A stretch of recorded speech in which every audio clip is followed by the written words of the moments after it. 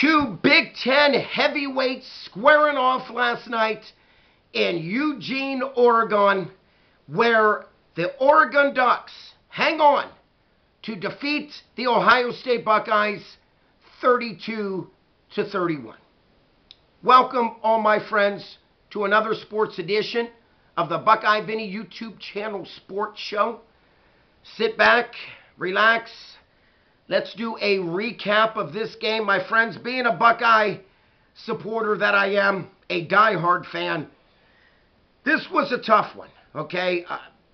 We had number 2 Buckeyes going into this game, facing off against the third-ranked Oregon Ducks, coached by Dan Lanning. And, it was only epic, 2 versus 3, and how this would come out and play out in the long run. Number one, I give the Oregon Ducks all the credit in the world. This team just would not go away. We had the Buckeyes leading in this game in the first half, 14-6. Starting the fourth quarter, the Buckeyes were up 28-22. And with a little over 2 minutes to play, the Buckeyes were leading 31-29. Only to see the Oregon Ducks come back and win eventually on a 19-yard field goal to win the game 32-31.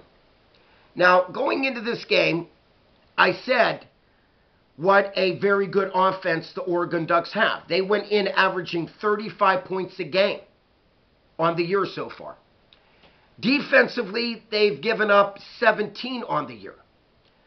So when I was looking at this, I knew that Oregon had a decent defense, and it showed that. But I really knew that from time to time, Oregon Ducks had a very explosive offense. And let's take a look at some stats. Transfer from Oklahoma Sooners, what more can you say?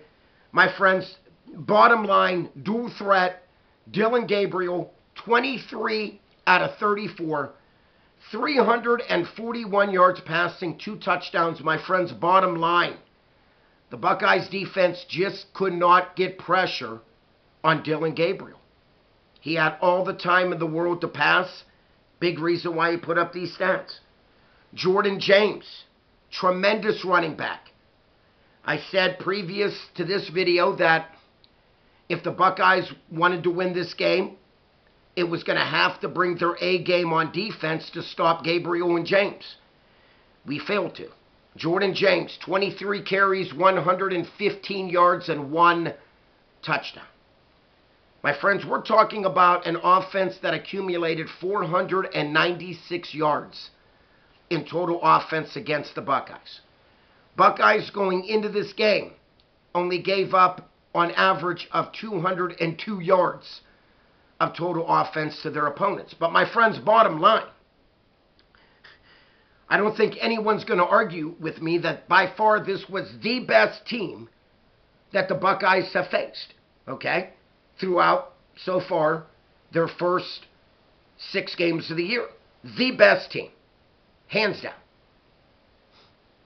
Oregon had one side, like I mentioned, 341 yards passing, 155 yards rushing.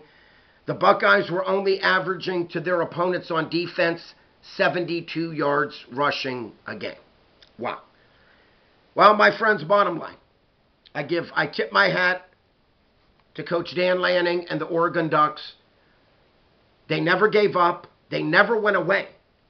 Just when you thought the Buckeyes were able to possibly score and put this game away when it was 28-22, I was thinking Buckeyes need one more score to really possibly make this a 2-possession game. My friends, they couldn't do it. They could not do it. Jordan James and Dillon Gabriel and Tez Johnson would come right back. Hands down, this was a damn good Oregon Ducks football team. And I truly mean that. This was a record-breaking crowd for the Oregon Ducks. 61,125, something like that. Record-breaking crowd for this two heavyweight Big Ten matchup. On the flip side, the Ohio State Buckeyes, the effort was there. Will Howard, 28 out of 35, 326 yards passing, 2 touchdown passes, no turnovers for Will Howard. You know, this young man has been playing lights out all year. Another very good game. Yeah, you know, bottom line, I'm not going to be that type of what they call Monday morning quarterback that's going to start, taking shots at. Bottom line, he played a very good game, okay? He almost led a comeback. Almost. So once again, Will Howard, my hat's off to you, son. Very good game. I will say this, that it surprised me a little bit that the Oregon Ducks defense was able to keep the Buckeyes' Quinshon Judkins in check the whole game. Check out these stats. Quinshon, 11 carries, only 23 yards and 1 touchdown. My friends, Quinshon Judkins have been lighting it up.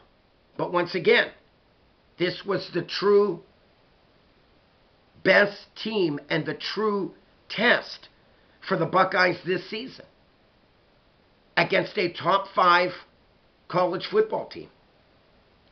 Trevion, he had a good game, 10 carries for 87 yards. He did have that, that 53-yard breakout run where that ended up leading to a touchdown for the Buckeyes.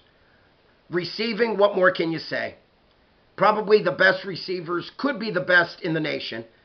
Emeka Egbuka, 10 catches, 93 yards, 1 touchdown. Jeremiah Smith, 9 grabs, 100 yards, 1 touchdown.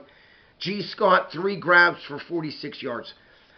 Jeremiah Smith did a nice job in the second half, coming on strong for the Buckeyes. First half, I got to give Oregon secondary credit.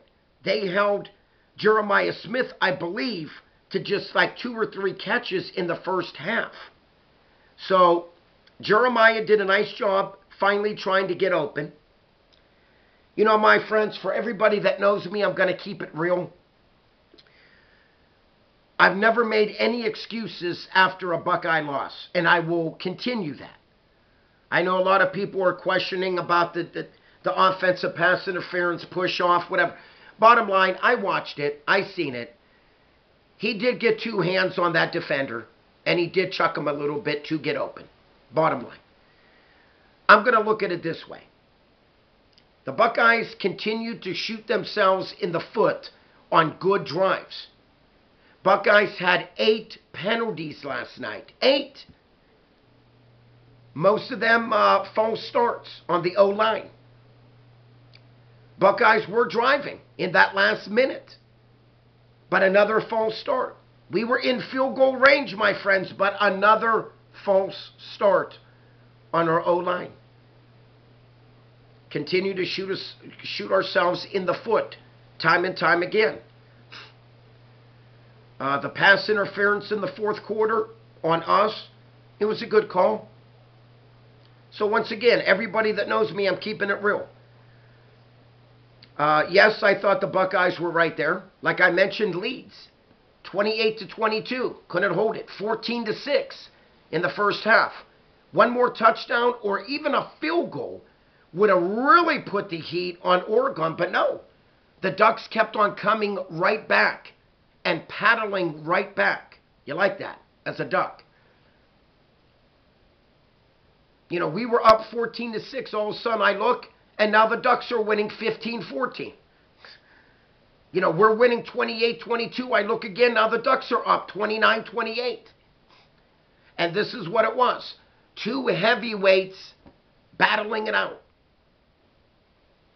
Taking punch for punch. This was a great game. Too bad on the flip side, my Buckeyes had to lose this game, but nonetheless, this was a great Big Ten football game.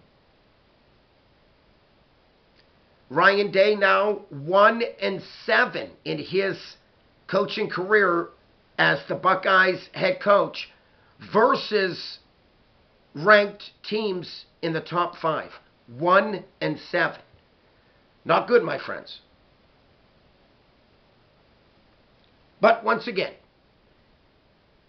the Buckeyes, they came into Eugene, Oregon, a very tough place to play. I believe now Oregon has won 32 out of their last 33 in Eugene.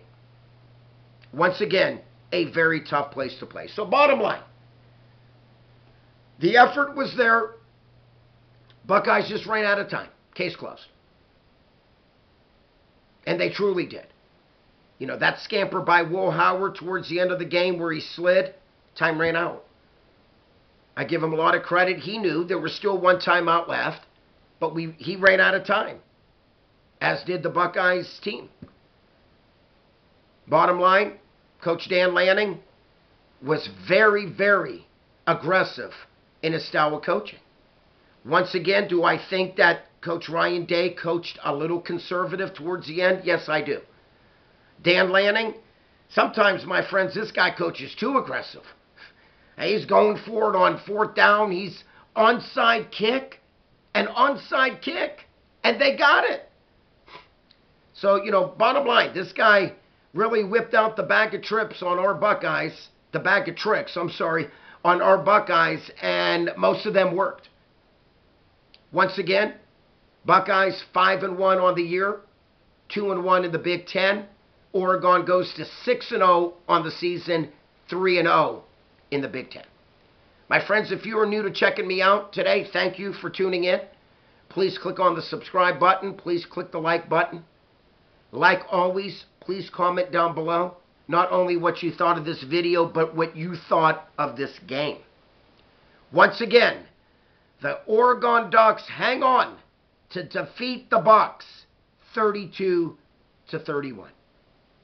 Peace out. God bless. That's all the Buckeye Vinny has for today. I am out of here.